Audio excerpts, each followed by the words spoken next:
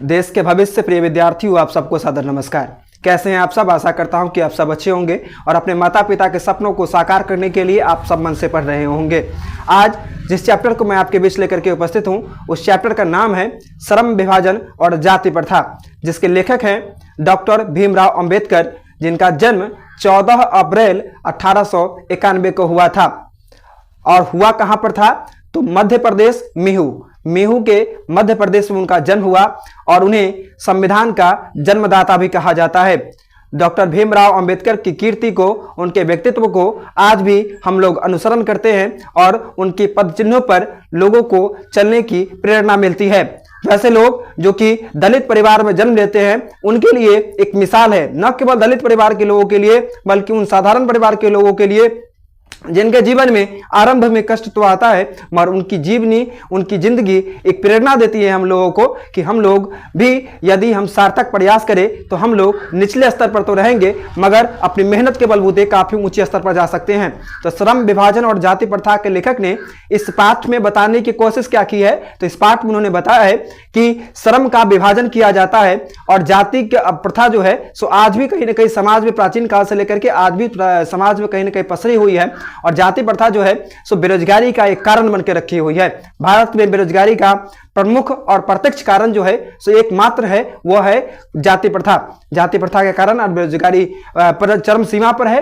तो किस प्रकार जाति के आधार पर जो भेदभाव किया जाता है, जाति के आधार पर जो रोजगारों का बंटवारा किया जाता है, श्रम का अर्थात कार्यों का बंटवारा जो किया जाता है, उसकी विस्तार पूर्वक इस पाठ में उल्लेख किया गया है। और आपसे यदि पूछा जाए कि श्रम विभाजन और जाति प्रथा गद्य की कौन सी विधा है, तो आप लोग कह सकते हैं कि श्रम विभाजन और जाति प्रथा साहित्य की एक ऐसी विधा है जिसको निबंध कहा जाता है। तो यह एक निबंध विधा में है। और आपसे पूछा जाए कि इनका जन्म कहां पर हुआ, तो इनका जन्म मेहू मध्य प्रदेश में हुआ था।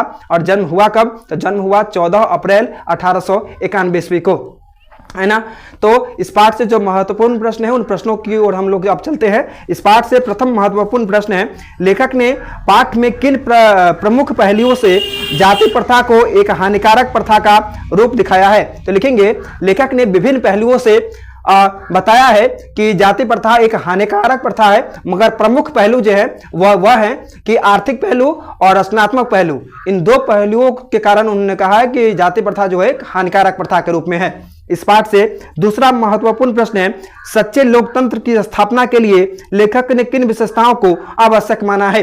तो लिखेंगे, लेखक ने सच्चे लोकतंत्र की स्थापना के लिए कहा है कि सच्चे लोकतंत्र की स्थापना के लिए समाज में दूध और पानी के मिश्रण के जैसा भाईचारे की भावना होनी चाहिए और लोगों के मन में जाति प्रथा का किंचित भी विचार नहीं होना चाहिए। जाति प्रथा से ऊपर उठ करके लोग एक दूसरों की मदद करें, लोग एक दूसरों की भावनाओं को समझे, लोग एक दूसरों की पीड़ा को समझे, तब जाकर के हम लोग सच्चे लोकतंत्र की स्थापना कर सकते हैं। क्योंकि समाज में जब जाति प्रथा जैसे कुप्रथा का जब तक चलन रहेगा, तब तक समाज वह प्रगति के पथ पर कभी भी अग्रसर नहीं हो सकता है। तो सच्चे लोकतंत्र की स्थापना के लिए आवश्यक है कि हम लोग भाईचारे की भावना के साथ रहें, हम लोग जाति प्रथा को किसी भी प्रकार से प्राश्रय न दें और हम लोग हर संभव हमें प्रयास करना चाहिए कि समाज के हर वर्ग के लोग तरक्की करें, समाज के हर वर्ग के लोग उन्नति के पथ पर अग्रसर रहे। किसी एक के आगे बढ़ने से समाज का आगे बढ़ना सुनिश्चित नहीं होता है। जब समाज के हर लोग आगे बढ़ते हैं, तब जाकर के वास्तव में सच्चे लोकतंत्र की स्थापना होती है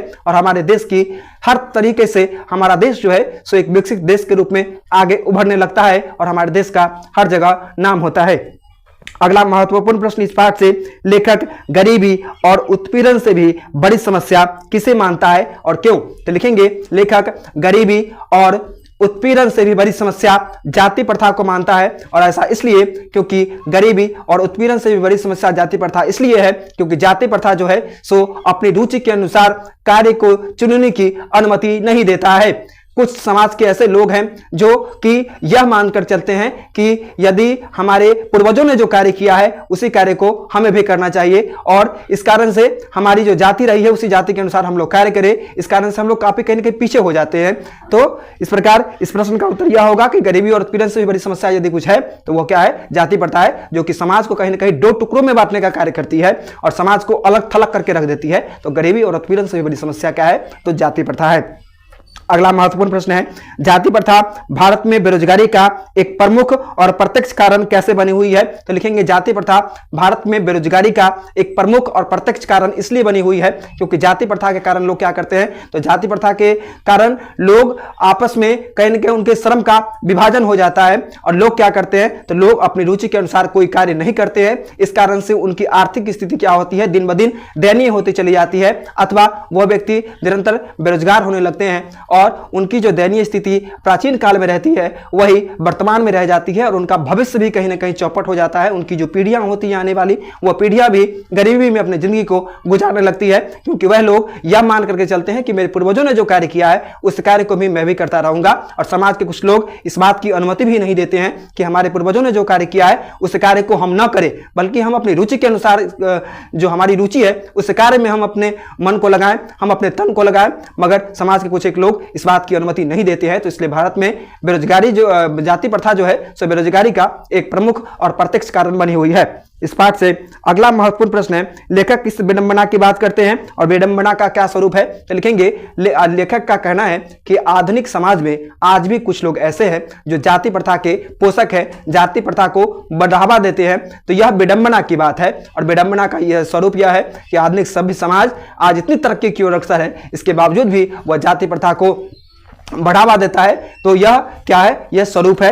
अगला महत्वपूर्ण प्रश्न है, जातिवाद के पोषक इसके पक्ष में क्या तर्क देते हैं? तो लिखेंगे जातिवाद के पोषक इसके पक्ष में तर्क देते हैं कि यदि हम अपने परंपरागत पेशे को, अर्थात हमारे पूर्वजों ने जो पेशा अपनाया उस पेशे को यदि हम वर्तमान में भी अपनाते हैं तो इसमें हम दक्ष हो जाते हैं, है ना। जो व्यक्ति जिसका समर्थन करता है तो वह व्यक्ति क्या करता है, तो उस चीज को बढ़ा चढ़ा कर कहीं ना कहीं पेश करता है, उसके गुणों को बताने की कोशिश करता है। तो जो जातिवाद के पोषक हैं वह यह बताते हैं, उनका यह तर्क है कि हम यदि परंपरागत पेशे को यदि अपनाते हैं तो इससे हम क्या होते हैं, दक्ष होते हैं, है ना। और हमारी छवि जो पूर्वजों से जो चलती आ रही है वो हमारी छवि वर्तमान में भी बनी रहती है। तो इसका मतलब यह नहीं है कोई यदि नाई है तो वह केस काटने का ही कार्य करेगा, ऐसा बात नहीं है। कोई यदि ब्राह्मण परिवार से हैं तो वह पूजा पाठ ही करवाएंगे, ऐसी कोई बात नहीं है ना। जिसको रुचि जिस कार्य में हो उस कार्य को करने की स्वतंत्रता उसको देनी चाहिए, है ना। जरूरी नहीं कि कोई ब्राह्मण परिवार का कोई लड़का है तो उसे पूजा करवाने में ही उसकी रुचि होगी, कोई नाई है तो उसकी रुचि केस काटने में ही होगी, है ना। हो सकता है कि समाज में यदि लगभग यदि जिस गांव में यदि हो सकता है कि अथवा 150 नाई हो, है ना, और 150 नाई में से कम से कम 150 नाई ही यदि केस काटने का ही कार्य करे और केस कटवाने वाले ही ना हो तो क्या हो जाएगी स्थिति, वह उस नाई को तो बेरोजगार कहीं ना कहीं इतना दंश मार करके झेलेगी, उसको इतना दंश करेगी कि वह व्यक्ति भूखे ही सो जाएगा और एक पल ऐसा आएगा जब उसकी जीवन लीला ही समाप्त हो जाएगी। तो कोई भी कार्य हो तो किसी भी कार्य में, हर कार्य में लोगों को कार्य करने की स्वतंत्रता मिलनी चाहिए और जिस व्यक्ति को जिस कार्य में रुचि हो उस कार्य को करने की स्वतंत्रता दी जानी चाहिए। तो श्रम विभाजन और जाति प्रथा जो पाठ जो है उस पाठ का यही मूल संदेश है कि इस पाठ के माध्यम से लोगों को यह संदेश दिया गया है कि जो जिस जाति का है ना, जरूरी नहीं कि जो जिस जाति के अंतर्गत जो कार्य परंपरागत पेशा उनका रहा है वह उसी कार्य को करे। व्यक्ति को उसकी प्रतिभा के अनुसार उसको कार्य करने की स्वतंत्रता दी जानी चाहिए। जिस व्यक्ति की रुचि जिस कार्य में है उस कार्य को करने की स्वतंत्रता उसको दी जानी चाहिए। तब व्यक्ति का भी विकास होगा, समाज का भी विकास होगा और तब जाकर के देश का भी विकास होगा। तो आशा करता हूं कि आप सबको यह वीडियो सेशन पसंद आया होगा। आप सब मन से पढ़ते रहिए और अपने माता पिता के सपनों को साकार कीजिए। ईश्वर से यही प्रार्थना करता हूं। धन्यवाद।